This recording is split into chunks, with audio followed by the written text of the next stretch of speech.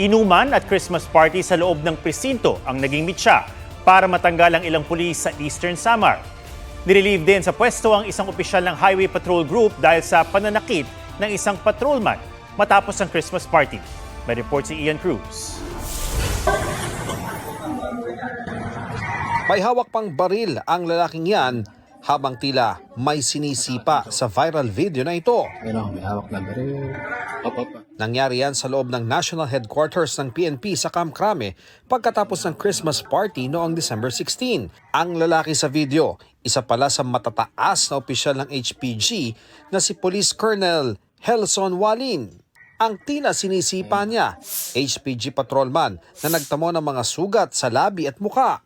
Nakasalubong niya lang daw noon si Walin sa parking area. Bigla na lang po bumaba, tapos nag-load ng baril, tapos tinutok po sa akin, tinadyakan po ako.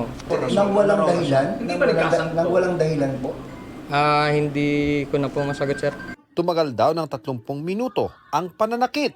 Pinagbantaan din daw siya ni Walin sa di malamang dahilan. Hindi ko rin masabi na talagang nakainom siya. Pero para po sa akin, ma'am, yung amoy po nung alak, then the way he act po, under the influence din po ng alcohol.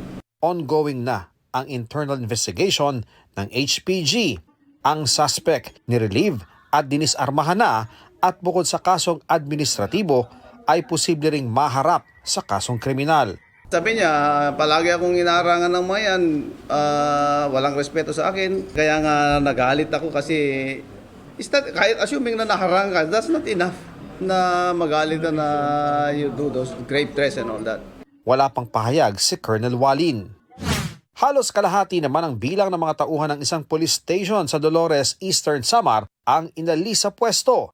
Nag-inuman kasi sila habang naka-duty sa loob mismo ng presinto. Merong Christmas party that time. Under sa ating protocols and guidelines, bawal po kasi ang mag-inom sa loob ng police station. Bukod sa 15 pulis at isang non-uniformed personnel, tinanggal din sa pwesto ang hepe ng Dolores Municipal Police Station. Sinusubukan pa namin silang makuhanan ng pahayag. Reassignment naman to complete or to augment the personnel of Dolores MPS. Ian Cruz, nagbabalita para sa GMA Integrated News.